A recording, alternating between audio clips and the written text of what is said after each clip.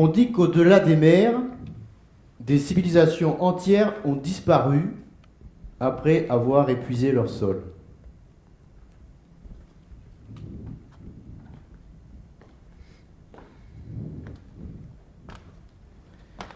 On dit qu'au-delà des mers, des civilisations entières ont disparu après avoir épuisé leur sol. Alors, je ne sais pas vous ce que ça vous fait, cette idée, mais moi je trouve ça totalement dingue.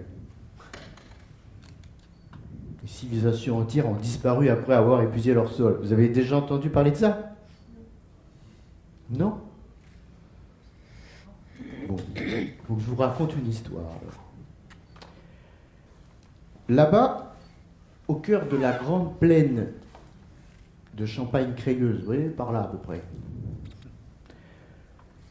Vous savez, là-bas où on voit des champs à perte de vue, où l'hiver, le vent souffle sans aucun obstacle pour l'arrêter, si ce n'est peut-être le clocher des églises, ou bien les ailes des éoliennes qui s'amusent à faire tournoyer. Et bien là-bas, au milieu de la grande plaine de Champagne-Crayeuse, vit une petite être. Petite être vraiment discrète, que peu de gens ont vue. Elle s'appelle Terra. Alors vous l'imaginez, elle est haute comme 3 pommes. Son corps est fait d'argile et de limon. Elle a une tête, des bras, des jambes, comme vous et moi. Et sa peau est brune, un peu comme du pain d'épices, vous voyez. Elle est souple, elle est fraîche, comme les eaux bleues qui sourdent de la nappe de la craie. Et elle dégage une bonne odeur de terre. Je dirais un délicat mélange entre de l'humus et des champignons. Terra. Alors elle vit dans le sol. Terra vit dans le sol. Mais elle n'est pas toute seule. Elle vit dans le sol avec ses frères et sœurs, les vers de terre. Alors les vers de terre, c'est une longue histoire aussi. Depuis toujours, les vers de terre creusent des galeries. Ils aèrent le sol, ils apportent des matières organiques, ils digèrent tout ça. Et ça fait des milliers d'années, des millions d'années que les vers de terre sont là. Ils travaillent, ils travaillent, ils travaillent sans relâche, sans cesse, au point qu'ils enrichissent les sols. Et là, dans la grande plaine de Champagne-Crieuse, ils ont travaillé pour enrichir les sols, au point qu'ils sont devenus bruns, riches, fertiles. Et les vers de terre, en fait, prennent soin des sols. Et Terra, elle, elle prend soin des vers de terre. Parce que Terra, c'est la gardienne des sols de Champagne-Crieuse. Alors, je vous parle des vers de terre, mais il y avait plein d'autres choses dans le sol. Il n'y avait pas que les vers de terre.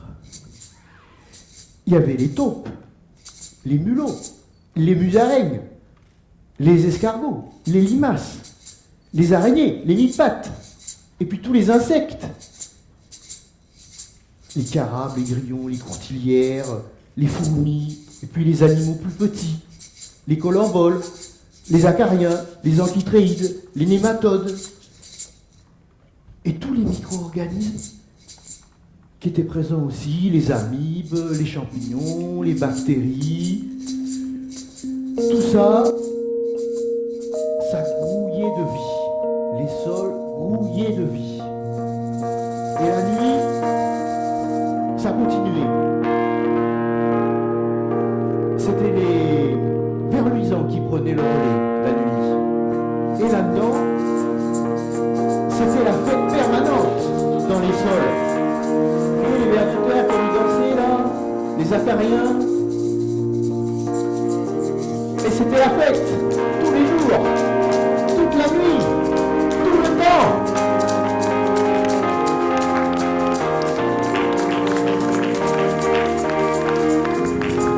Le sol était riche.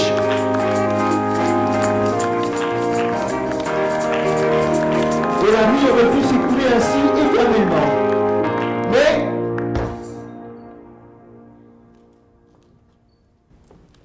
même lorsque les hommes ont commencé à venir pour défricher un peu, pour défricher la forêt, cultiver un peu la terre, même à ce moment-là, il y avait les petites fermes, des petites exploitations, Terra, les vers de terre, tout ça, toute la vie du sol. Ils ont réussi à s'adapter. Comme dirait Darwin, ceux qui survivent, c'est ceux qui s'adaptent. Donc ils avaient décidé de survivre. Donc ils se sont adaptés à ça. Mais tout a changé un jour, parce qu'il y a bien un jour où les choses changent. Et ça a changé le jour où les humains ont décidé d'arrêter de cultiver le sol comme le faisaient avant leur père, leur grand-père, depuis toujours. Et ils ont inventé une méthode révolutionnaire. Peut-être vous avez entendu parler de ça un jour. L'agriculture moderne. Alors ça, c'était la révolution. Alors qu'est-ce qu'ils ont fait? Ils ont commencé à arracher les haies, parce que les haies, ça gêne. Ça gêne pour rentrer dans les parcelles. Et ils ont voulu faire des grandes parcelles, pour pouvoir utiliser des gros tracteurs. Après, ils ont apporté de la fertilisation minérale pour produire davantage, des pesticides qui permettaient de protéger leur culture, parce qu'ils ont sélectionné les plantes aussi. Et ils ont oublié des tas de choses. Ils ont oublié la jachère pour faire reposer la terre, ils ont oublié le fumier pour enrichir le sol en matière organique. Bref, ils ont oublié la vie du sol. Toute la vie du sol, finalement, on se dit non, mais ça, il n'y en a pas vraiment besoin. On a des outils modernes pour faire de l'agriculture moderne. Et à ce rythme, vous imaginez bien que les choses ont commencé à changer dans le sol. Et les vers de terre ont commencé à disparaître petit à petit. La terre elle-même, autrefois si fertile, a commencé à s'appauvrir à vue d'œil. Bref, c'était terminé le paradis sous terre. Alors, Terra, puisque c'était la gardienne, ça a disparu ça, des sols de la grande Champagne, de la grande plaine de Champagne crayeuse, quand elle a vu ça, elle s'est dit, mais c'est pas possible, il faut que j'intervienne. Alors elle a bien tenté déjà de discuter avec les humains, pour les dissuader de continuer dans cette entreprise insensée. Et puis, elle a assez vite vu qu'ils n'étaient pas très réceptifs et qu'ils étaient assez occupés à comptabiliser leur rendement formidable qu'ils arrivaient à produire grâce à l'agriculture moderne. Donc, petit à petit, comme la terre, la peau de terre a commencé à s'éclaircir, à perdre sa souplesse, sa fraîcheur. Elle voyait ses frères et sœurs, les vers de terre qui disparaissaient, alors elle a dit, non mais là je ne peux pas rester sans rien faire, on va juste disparaître. Alors elle a eu une idée un jour, et elle s'est dit, peut-être qu'ailleurs, ailleurs dans le vaste monde, des humains ont su prendre soin de leur sol, et ont su s'en occuper autrement. Alors je vais aller voir à travers le monde si des hommes ont su prendre soin des sols.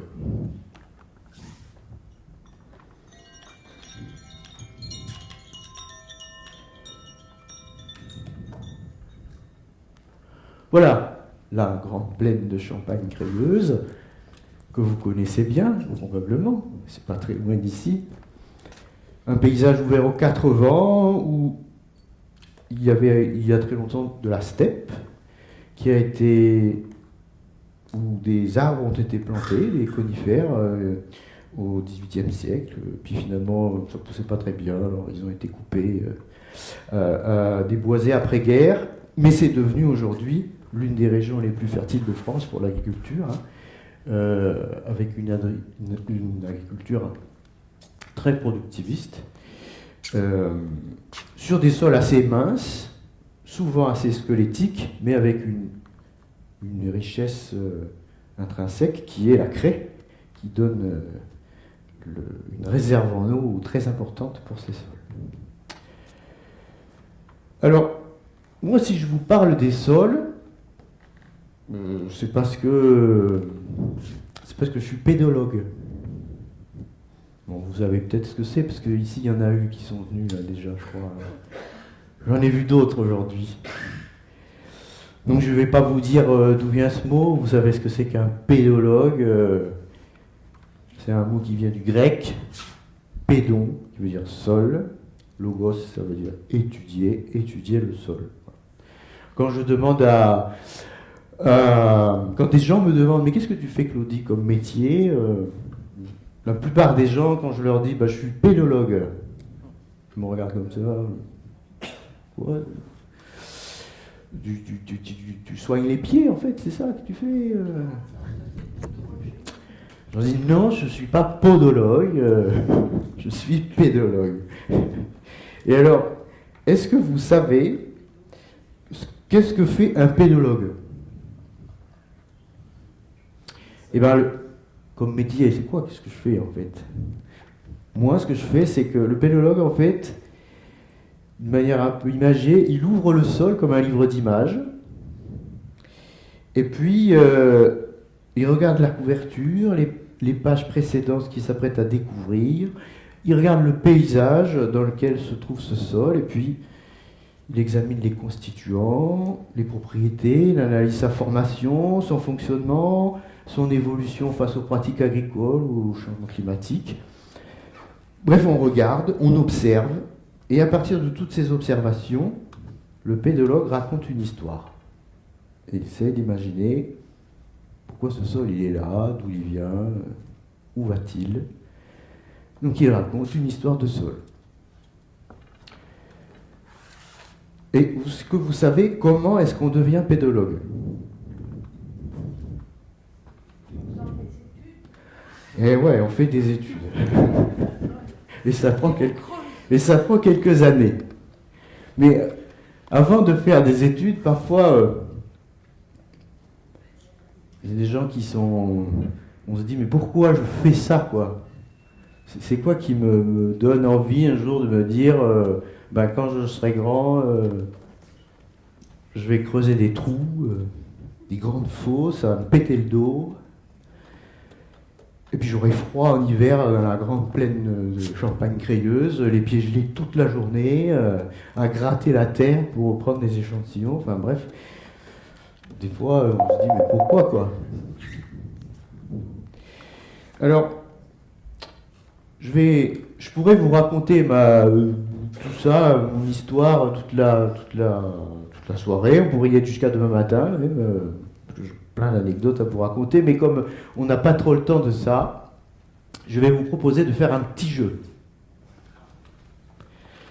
Ici, j'ai un sac avec des petits galets que j'ai ramassés dans mes fosses pédologiques au cours de ma carrière. Il y en a un certain nombre dedans, et je vais vous proposer d'en tirer un. Et puis, à chaque petit caillou, j'y ai associé une histoire. Et puis, quand on en aura assez, vous me direz, et puis... on continuera le fil du conte. Est-ce que quelqu'un veut commencer à tirer un petit caillou?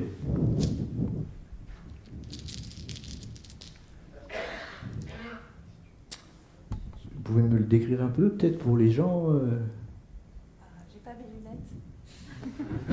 Il est un peu rose. Un rose, oui. Il est très doux. Très doux. Il est rond et il est un peu grand. Ouais, c'est ça. Très doux, un peu rose. Celui-là, ça me fait penser finalement, quand j'étais tout petit, j'étais un peu comme ça, un peu rond, un peu rose. Et alors, je vais vous montrer quelque chose. J'avance dans le bon sens, voilà.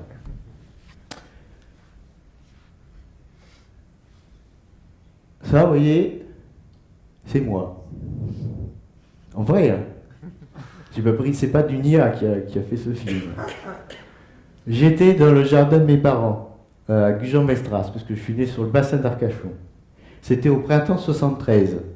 Donc j'avais pas tout à fait 1 an. Et mes parents, inconscients, m'ont laissé dans le jardin, dans l'herbe. Et là, j'ai eu une révélation ce jour-là. Je vous assure, une révélation. Là, je me suis dit, ok, c'est ça que je veux faire plus tard.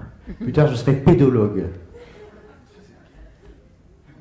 Et je savais déjà mon plan de carrière, le salaire que j'ai aujourd'hui, qui j'allais rencontrer, que je serai là, Joigny, aujourd'hui, pour vous raconter cette histoire. C'était vraiment inscrit. Alors heureusement, je ne me suis pas empoisonné, parce que l'histoire aurait pu s'arrêter assez vite, mais les cailloux, finalement, c'est pas toxique. Parce que qu'est-ce qui fait un pédologue?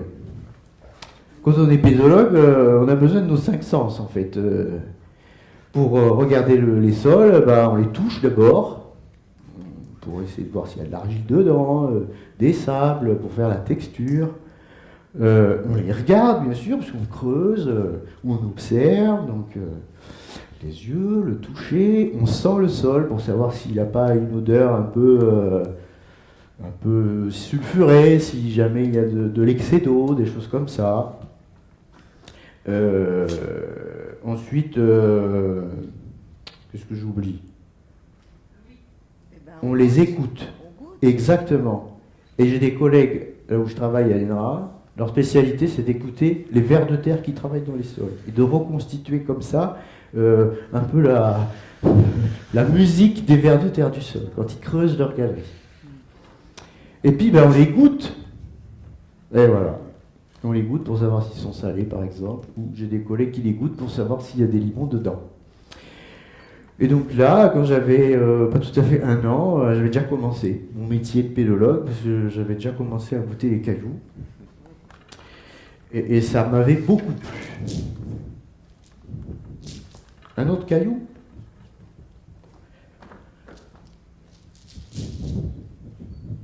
Madame.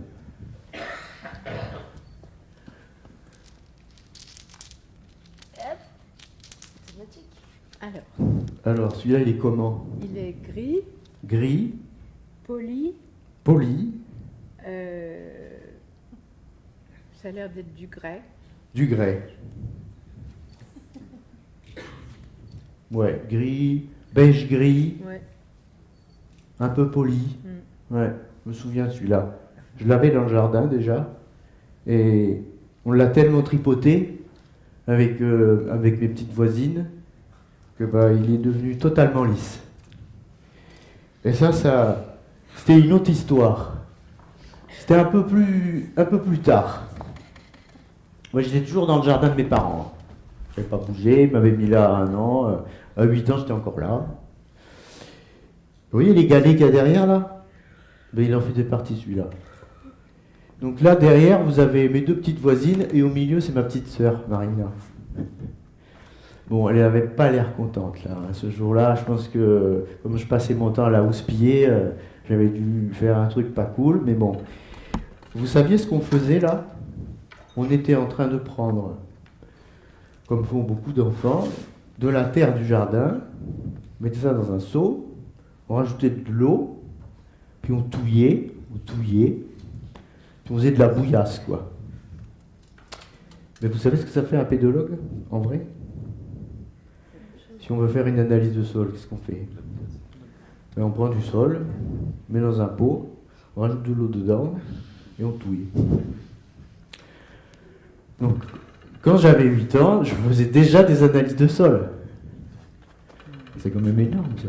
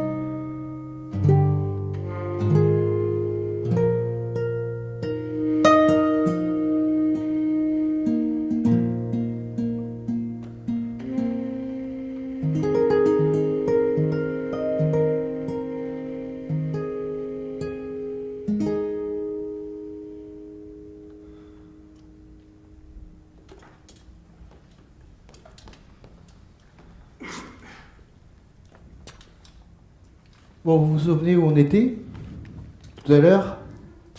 Terra, elle était où? Elle était pas loin, là, dans la Champagne crayeuse. Elle s'est dit, je vais aller voir dans le vaste monde si des hommes ont su prendre soin des sols. Alors, son premier voyage l'a conduit en Andalousie, direction plein sud. Voilà. Dans le sud de l'Espagne. C'est le printemps. Il y a des amandiers en fleurs. Il y a des cigognes qui se présentent, qui se préparent pour leur long voyage de retour vers l'Europe du Nord. Il fait beau, le ciel est bleu. Et là-bas, Terra, elle rencontre Suelo. Suelo, c'est un petit être comme elle. Pareil. Il ressemble aussi à un petit bonhomme. Son corps, à lui, par contre, est fait d'argile et de petits galets blancs. Et sa peau est claire, douce, soyeuse. Et il sent une odeur un peu bizarre. Alors, une sorte de mélange entre une odeur de pétrichor. Je ne sais pas si vous voyez ce que c'est que le pétrichor. C'est après l'orage, exactement. Quand les sols sont restés secs très longtemps et que l'orage tombe, ça fait sortir des gaz du sol et ça donne une odeur vraiment très particulière qu'on reconnaît tout de suite. Ça s'appelle le pétrichor. Et l'odeur du corps de Suelo, c'est un mélange de pétrichor et de produits chimiques. Ah. Suelo, c'est le gardien des sols d'Andalousie. Alors, Terra lui demande, mais Suelo, raconte-moi les sols de chez toi. Est-ce que les humains ont su en prendre soin? Ma terre, dit Suelo, ma terre, c'est une terre aride, austère, semi-désertique, où pousse une maigre végétation. Mais c'est aussi une terre qui abrite les zones humides parmi les plus vastes et les plus riches d'Europe. C'est un milieu longtemps préservé où se rassemblaient par millions des oiseaux migrateurs qui venaient de toute l'Europe. Et puis, un jour, tout ça a commencé à changer quand, encore une fois, les humains ont commencé à travailler la terre. Alors au début, c'était pas très embêtant, c'était des petites fermes, des petites exploitations. Et puis un jour, sont venues les serres des maraîchers. Toujours plus nombreuses. Il y en avait là, puis là, puis là, puis là, puis là, puis là, puis là, puis là, puis là. C'est devenu un océan de plastique. Et avec le plastique, les pesticides, les fertilisations minérales, les sols contaminés, les nappes phréatiques qui ont été surexploitées pour pouvoir produire tous ces beaux légumes, et les zones humides qui disparaissent. Et il raconte quelque part l'absurdité d'un système agricole qui produit des fruits et des légumes qui sont ensuite exportés à des milliers de kilomètres pour être consommés ailleurs. Avec un esclavage moderne qui ne dit pas son nom, qui lui est associé. Alors en racontant son malheur, Suelo, Terra sent qu'il ne respire pas bien, il étouffe un peu sous le plastique, sous la pollution. Alors, puis Terra, elle, petit à petit, elle se sent pas bien non plus. Elle sent qu'elle-même aussi, elle commence à sentir des molécules qui lui remontent dans le corps comme ça. Elle se dit, ah bon, Suelo, partons ensemble. Suis-moi, et puis allons voir ailleurs, dans le vaste monde, si des humains ont su prendre soin de leur sol.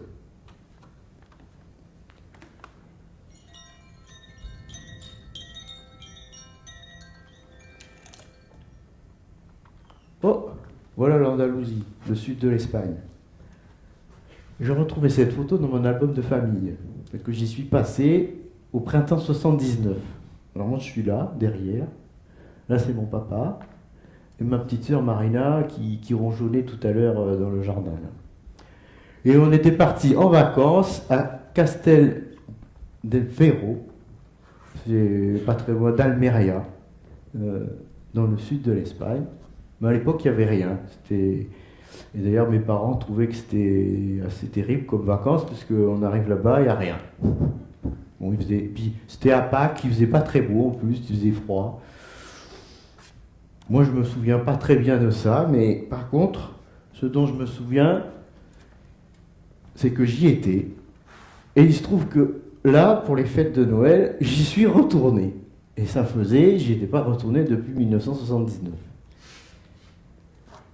Et maintenant, on voit ça. C'est assez terrible à voir. Hein.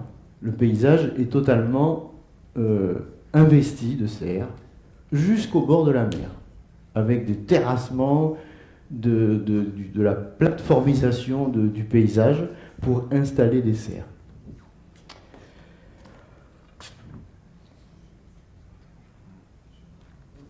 Voilà, c'est un peu choquant.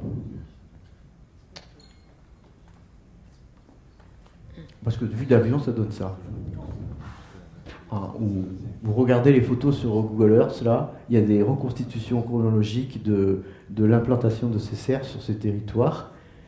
C'est absolument sidérant. Alors, vous vous souvenez que je continue mon histoire de pédologue, là. Pour vous continuer à vous raconter ça, je vais vous demander qui veut tirer un petit caillou. Madame. Ouais. J'adore les cailloux. Vous voulez voir mon pied?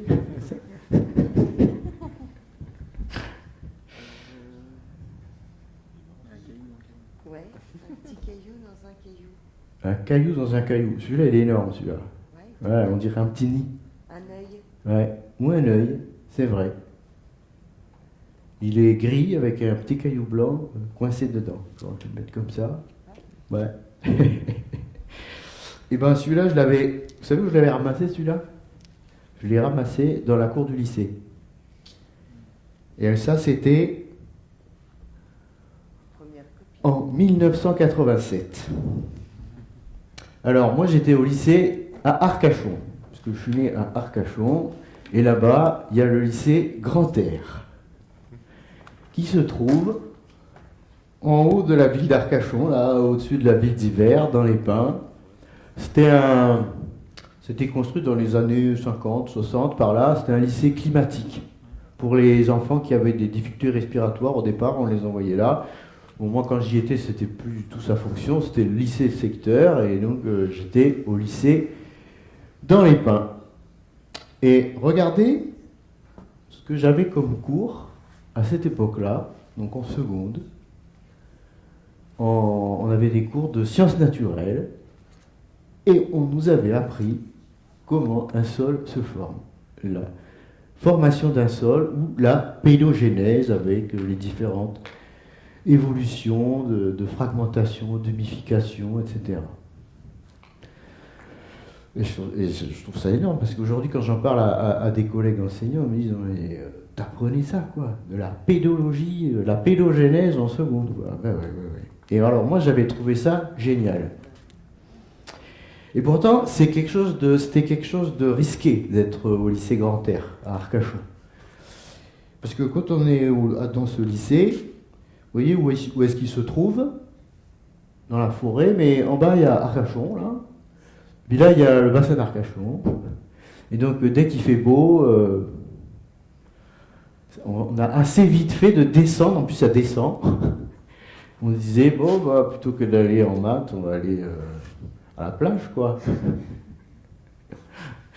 Mais j'ai pas raté mes cours de sciences naturelles, parce que vous voyez, ça, je vous montre en exclusivité une copie de cette époque-là, où il fallait expliquer la formation d'un sol. Donc c'était finalement dans ma destinée. Vous voyez, 18, c'était pas mal quand même. Donc j'ai évité de totalement perdre mon temps à la plage. Qui veut tirer un autre petit caillou?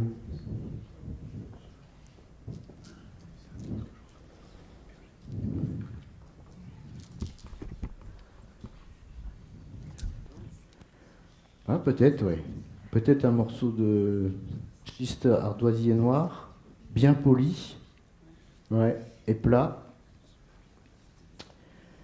Et ben ça vient des toitures de Bordeaux.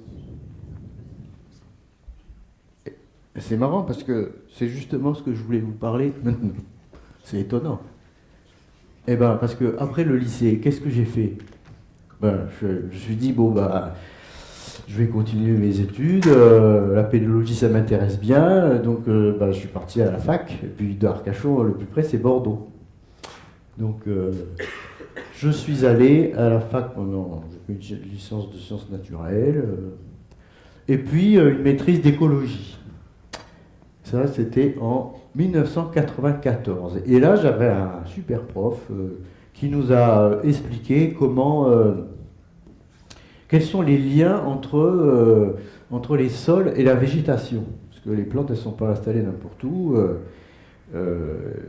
En général, elles ont besoin des propriétés, de certaines propriétés des sols. Vous avez des plantes qui aiment le calcaire, des plantes qui aiment les sols acides. Et rien qu'en regardant la végétation, finalement, on peut arriver à lire le sol sans même avoir besoin de creuser, parfois. Et voilà ce que l'on a appris. Ça a encore... suscité mon intérêt, je me suis dit, oh, c'est quand même super ça, la pédologie, on arrive à apprendre des tas de choses. Mais là encore, Bordeaux, c'est une super ville, Bordeaux, parce que c'est une ville avec plein d'étudiants, vous connaissez, classé au patrimoine de l'UNESCO, les vieux bâtiments magnifiques.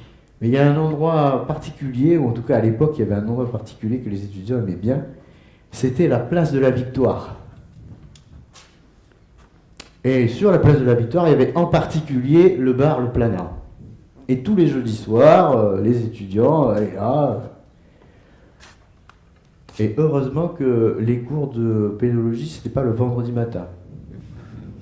Mais sinon, je ne serais pas là devant vous aujourd'hui, je pense.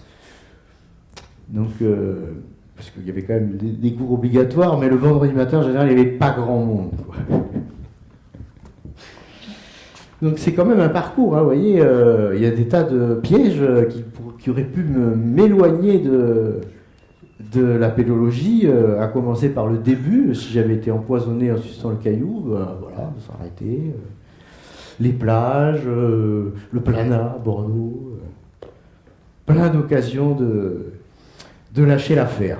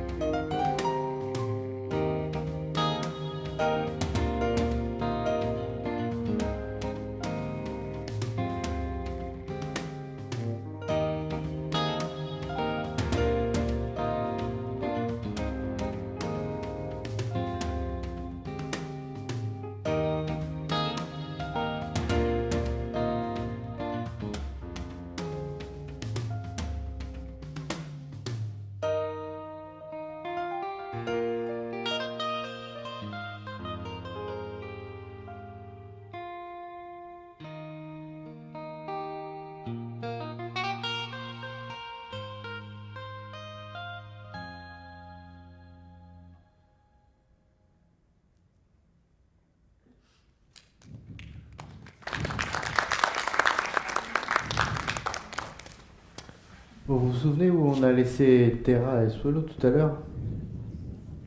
En Andalousie. Et là, ils ont décidé de se casser, exactement, de partir ailleurs pour voir si les hommes ont su prendre soin de leur sol.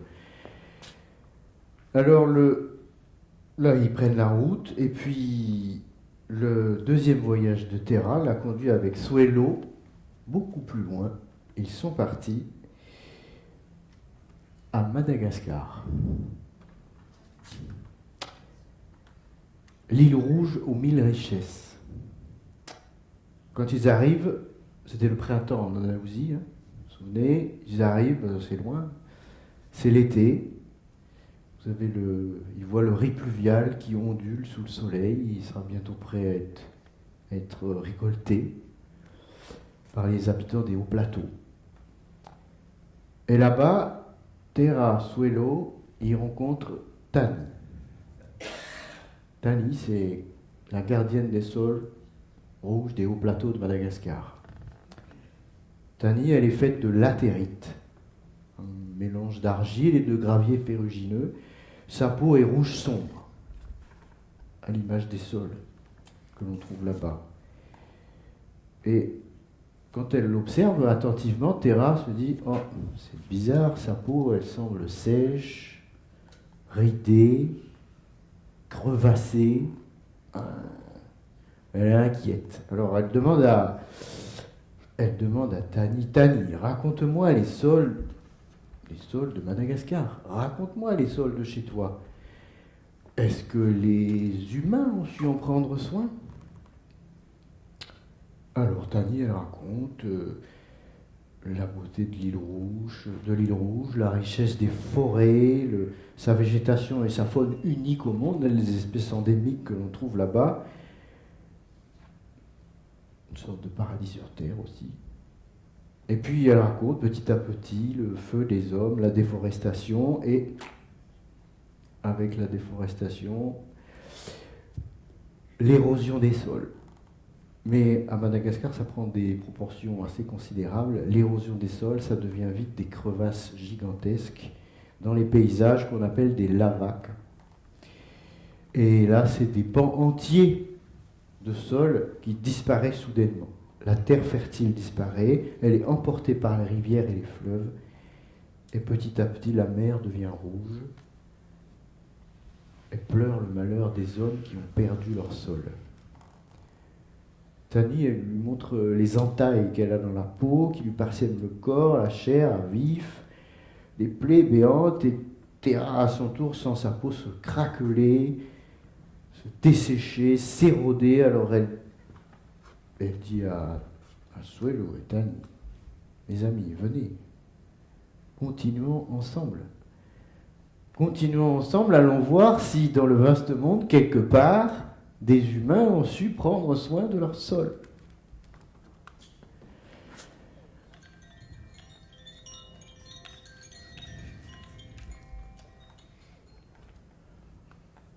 Madagascar, c'est un endroit où je suis allé en 2015 et qui est bien abîmé. Il se trouve que le sang de Madagascar coule aussi dans mes veines de Vasagas. Voilà. Mon tonton me disait, toi, Claudie, tu es un Vasagas. Vasa, c'est comme ça qu'on appelle les Blancs à Madagascar. Si vous allez là-bas, la plupart d'entre vous, que je vois blanc devant, on vous dira, toi, tu es un Vasa. Et il me disait, mais toi, tu es Gas aussi. Ça veut dire, Gassi, c'est ceux qui habitent à Madagascar. Voilà.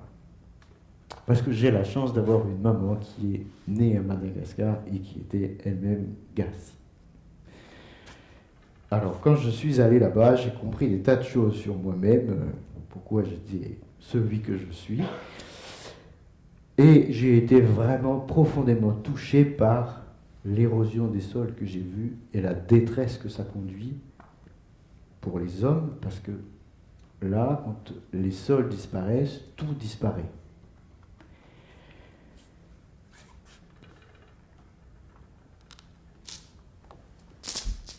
Petit caillou.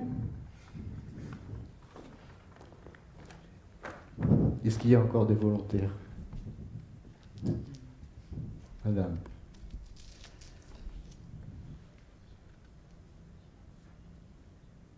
Eh ben, il est tout lisse aussi. On Tout dirait lisse. qu'il est un peu rayé. Oui. Gris Ah, rayé, gris et plat. et plat. Pourquoi ça marche plus? Et pile? Ah. Possible. On était au petit caillou gris. Pareil, c'est un peu comme celui de tout à l'heure. C'est, je pense, un schiste ardoisier aussi. Un peu plus clair, qui ressemble assez bien à ce qu'on trouve sur les toits d'une autre grande ville française, beaucoup plus au nord. Parce que moi j'étais à Bordeaux tout à l'heure, là. Je vous ai dit, je finissais mon master, enfin à l'époque ça ne s'appelait pas un master, mais c'était l'équivalent, d'écologie. Et puis je me suis dit, après avoir fait mon service militaire, parce qu'à cette époque on faisait encore ça, mais dans le civil, j'ai réussi à gruger un peu pour faire dans le civil. Et je voulais continuer dans la pédologie parce que c'était vraiment quelque chose qui m'avait vraiment plu. Et donc je me suis dit, où est-ce qu'on peut obtenir un Master 2, ou à l'époque un DEA, diplôme d'études approfondies, de sciences du sol ou de pédologie. J'espérais que c'était quelque part dans le sud-ouest de la France, ou moins dans la partie sud. Pas de bol. C'était à Nancy. Et donc là, ben, j'ai pris le train et direction nord-est. Et je suis arrivé à Nancy. Nancy, c'est une très belle ville. La ville de l'Art Nouveau. Vous avez c'est la ville de Stanislas Leczinski, en Pologne, duc de Lorraine. C'est une très belle ville. Et cette année-là, parce que c'était pas toujours, c'était à l'époque le DEA, le diplôme d'études approfondies de sciences du sol, tournait entre 4 établissements, Nancy, Toulouse, Rennes, Paris. 3 écoles agronomiques et une université. Pas de bol pour moi, cette année c'était Nancy. Alors je suis allé là-bas et en même temps j'ai vu des super trucs parce que j'ai été formé avec des très bons pédologues qui m'ont... on a été dans les Vosges à l'automne pour faire de la pédologie de terrain, voire des fosses pédologiques. C'était magnifique, il faisait très beau, c'était vraiment super. Je garde d'ailleurs un souvenir ému de cette photo, une photo que j'avais prise.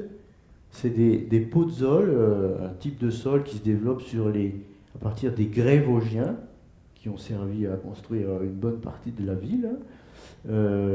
Quand les grès s'altèrent, ça donne des sables, et ce sont des sols acides. Et regardez ce qui pousse au pied de ces sols. Des cèpes de Bordeaux. Je me suis dit, bah, ça va, si je retrouve des cèpes de Bordeaux à Nancy, je suis sauvé. Bon, après, le reste de la période, parce que les cours c'était jusqu'à Noël en gros, Nancy à cette période-là, novembre, bon, on voit pas beaucoup le soleil, c'était très très brouillardeux. Les cours, la moitié j'y comprenais rien, parce qu'il y avait quand même des profs qui étaient assez difficiles à comprendre. Alors je me suis dit, bon... il faut que j'essaye je ne veux pas forcément rester à Nancy. Alors, il fallait trouver un stage de Master 2 ou de diplôme d'études approfondies de 6 mois, de janvier à juin. Donc, j'ai cherché parmi ce qu'on nous proposait, et là, je vois le centre INRAE d'Orléans qui propose un stage pour travailler sur les sols des Landes de Gascogne. Je dis, bah, ça, c'est pour moi, hein. Moi, c'est ce que j'avais étudié en seconde, les sols des Landes de Gascogne. Et puis, c'est dans le sud-ouest, donc avec un peu de chance, je ferai du terrain là-bas. Donc, je ferai peut-être une escale à Orléans, où je reste le temps du stage, et après, je retourne dans le sud-ouest. Donc, j'ai fait ça. J'ai proposé je me suis inscrit à ce stage, et puis je me suis dit, ben, je reste 1 an. Voilà.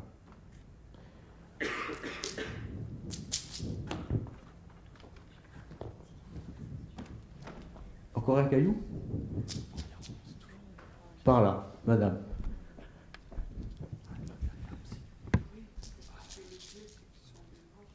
Ah bah ouais, parce que ça, c'est les bons élèves, ils sont devant, vous voyez. Donc forcément, on les privilégie, c'est comme ça. Ah oui, C'est orangé, la couleur rouge orangé, oui, et puis rigueux. oui.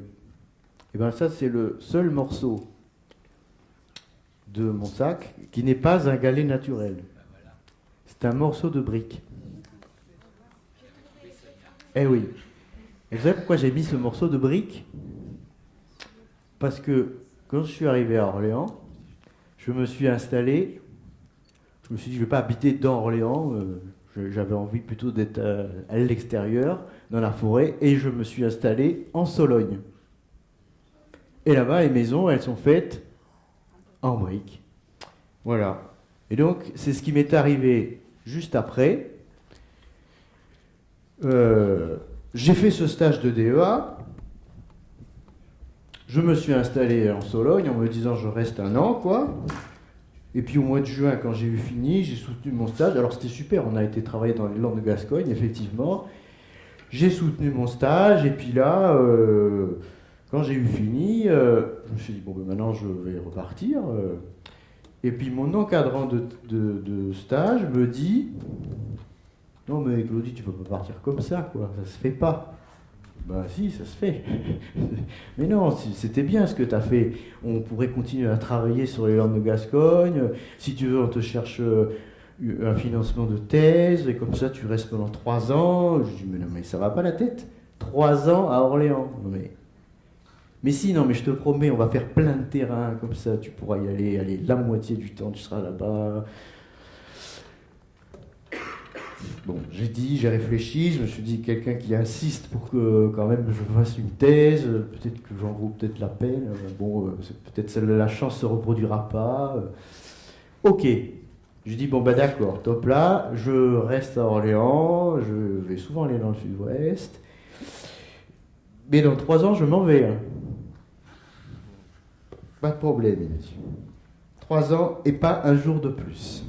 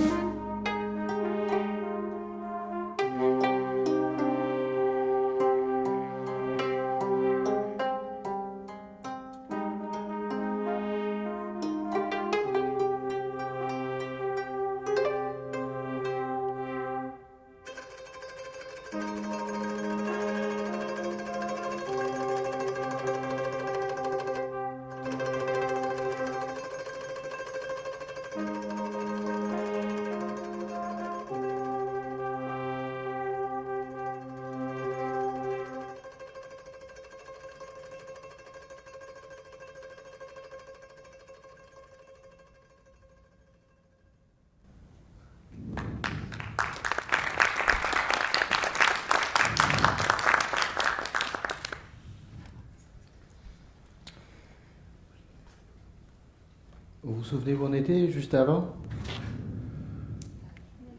À Orléans. Ah non, mais pas moi, Terra. Terra. Madagascar. L'île rouge.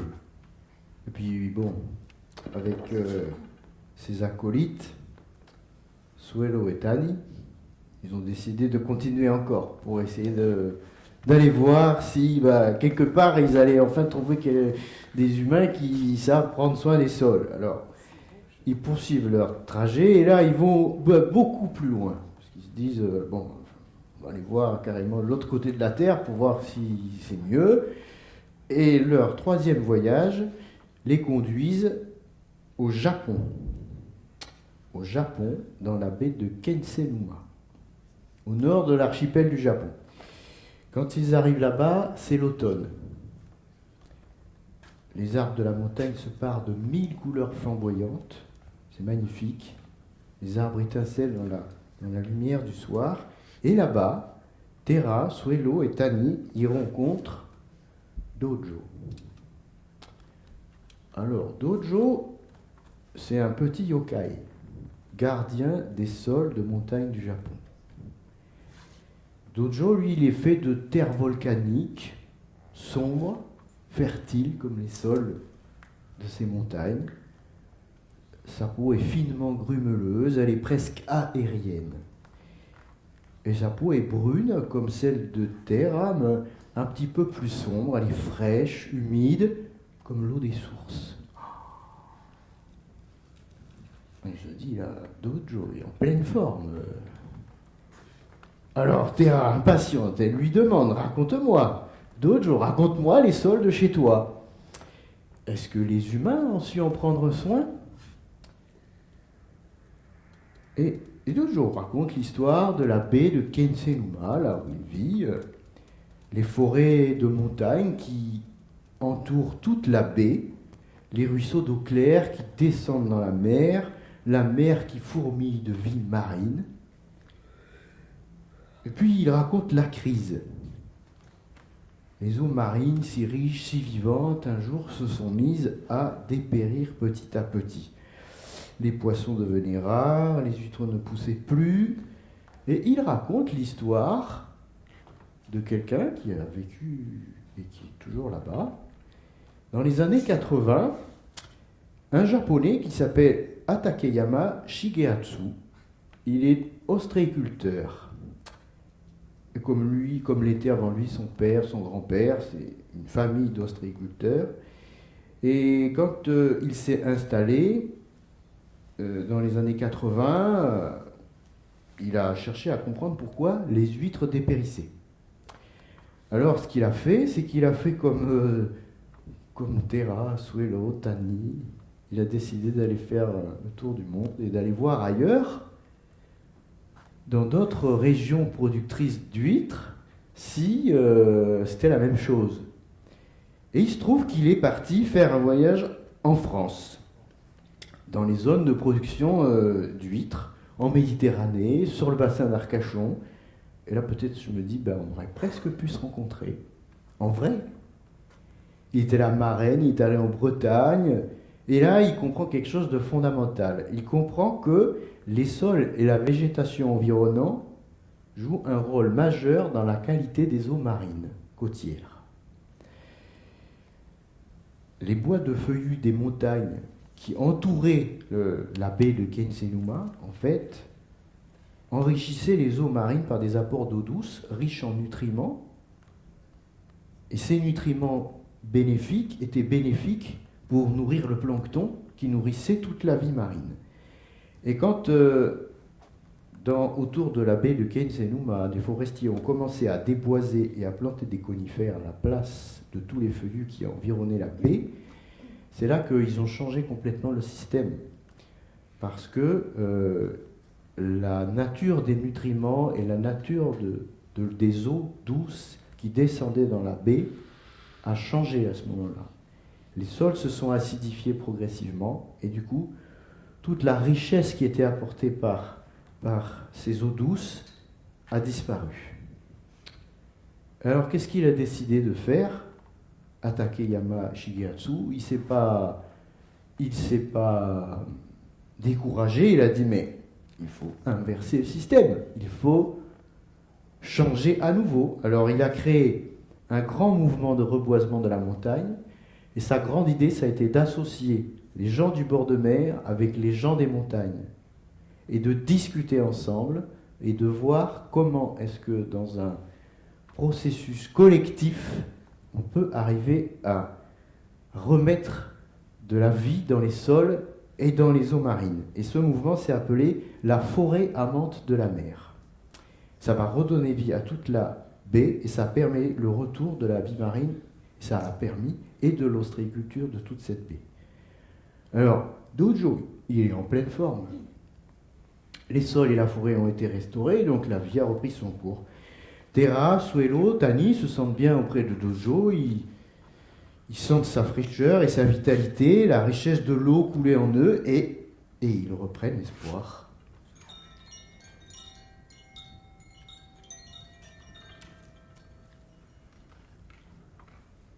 Voilà la baie de Kensenuma, au Japon. Et voilà Atakeyama Shigetsu, qui a écrit un livre qui s'appelle La forêt amante de la mer. C'est une vraie histoire que je vous recommande. Moi, j'ai jamais eu la chance d'aller au Japon. J'espère qu'un jour, j'irai là-bas pour voir les sols de la baie et comment ils ont été restaurés. Et pourtant, c'est un endroit qui a été très meurtri parce que c'est toute la zone qui a été touchée par le tsunami de 2011, qui a créé la catastrophe de Fukushima aussi. Et donc, c'est un endroit très touché, mais où la vie a repris et où la vie reprend et où, quand on décide d'améliorer les choses, eh ben, c'est possible. Je vous propose un dernier caillou.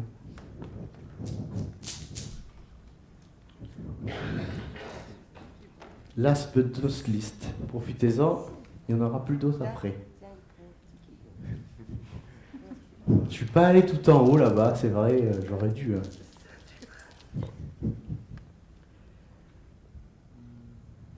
Principalement blanc, Principalement blanc. avec des bords arrondis. Ouais, très poli. Morceau de quartzite blanc. Ouais. Ça, on trouve ça assez fréquemment dans les massifs cristallins, dans les Pyrénées, dans les Alpes, un peu partout. Ça circule dans les torrents, par exemple. C'est pour ça que ça se polie et puis ça peut finir à la mer.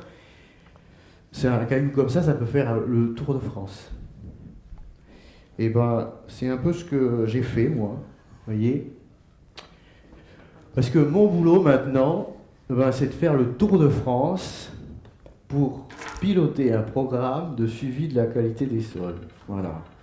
Je suis coordinateur du réseau de mesure de la qualité des sols à l'INRA Orléans. À INRAE Orléans, pardon. Et comment j'en suis arrivé là ? Eh bien parce que quand j'ai soutenu ma thèse de doctorat, après 3 ans de travail, moi j'avais qu'une idée en tête, c'était retourner dans le sud-ouest. Hein.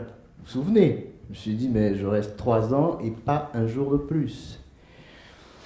Eh bien, il a eu de la persuasion, mon directeur de thèse, qui s'appelait Dominique Harway, il est décédé l'année dernière, paix à son âme, c'est quelqu'un qui a énormément compté pour moi. Il m'a dit, tu vois Claudie, tu as fait du bon boulot, et là on va démarrer un programme fantastique de suivi de la qualité des sols à l'échelle du territoire national. La surveillance des sols, c'est de suivre des paramètres au cours du temps. Et ben, c'est exactement ce que tu as fait pendant ta thèse. Tu as suivi des stocks de carbone dans les sols pendant plusieurs années pour voir comment ils évoluaient. Là, je te propose de faire ça à l'échelle du territoire national. Bon, j'ai réfléchi, je lui dis, mais t'es fou quoi, moi je veux aller dans le sud-ouest. Je veux pas travailler à Orléans. Alors c'était il y a 24 ans. Et ben j'y suis toujours. Mais bon, j'adore mon métier de chercheur, découvrir, comprendre, partager la connaissance et puis pouvoir vous en parler aujourd'hui. C'est aussi grâce à lui que je peux faire ça et grâce à tout ce parcours.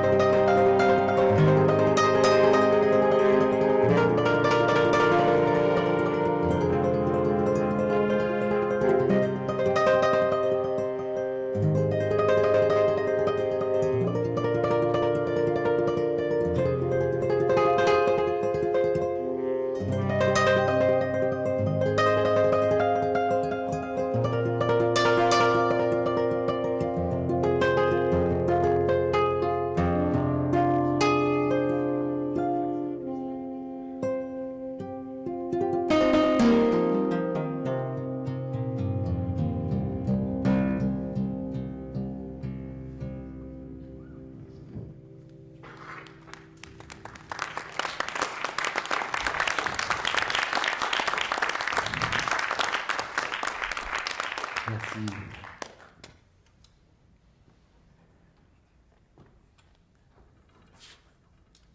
On dit qu'au-delà des mers, des civilisations entières ont disparu après avoir épuisé leur sol.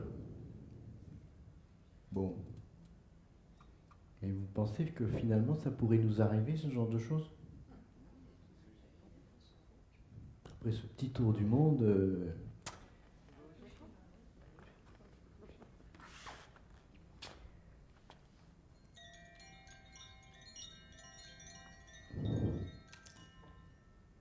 Alors, Terra, Suelo et Tani, ils étaient au Japon, là, ils ont fini au Japon, et ben, ils remercient Dojo de leur avoir redonné espoir avec cette histoire autour de la baie de Kensenuma. Ils se disent, oh, ben, on peut rentrer chez nous. Finalement, l'herbe n'est pas plus verte ailleurs. Partout, les humains détruisent leur sol, mais ils sont aussi capables d'en prendre soin. Ils sont aussi capables de les restaurer et de favoriser la vie. Donc l'espoir est permis. 4 saisons se sont passées depuis le départ de la Champagne crayeuse. De retour chez elle, tout le monde rentre chez lui, et quand Terra rentre chez elle, elle sourit, elle est rassurée, elle peut retrouver sa maison, elle retrouve ses frères et sœurs, les vers de terre. Les sols de la plaine de Champagne crayeuse pourraient se régénérer et retrouver leur richesse si les hommes en décidaient. Et puis aujourd'hui, on a eu justement une évocation de changement dans ces sols qui pourraient être gérés autrement.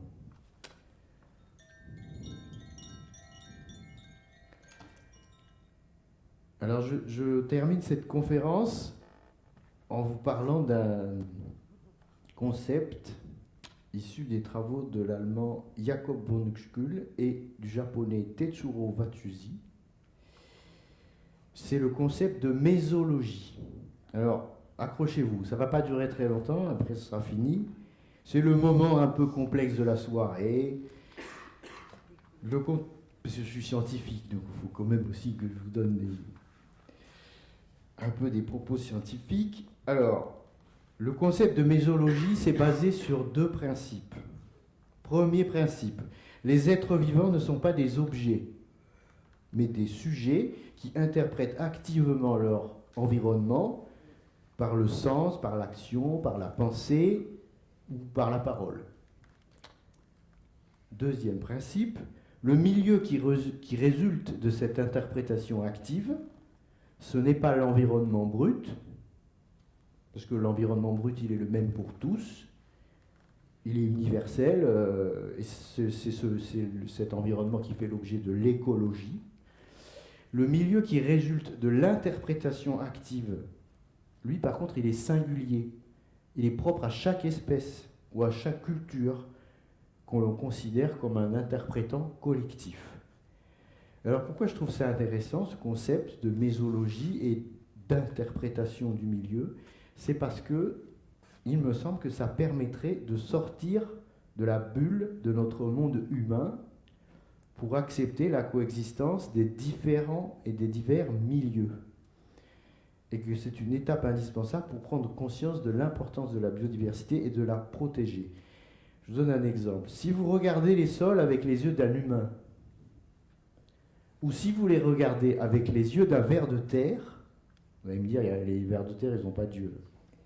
Imaginez que les vers de terre ont des yeux, et bien vous ne verrez pas les sols de la même façon. Mais pas du tout.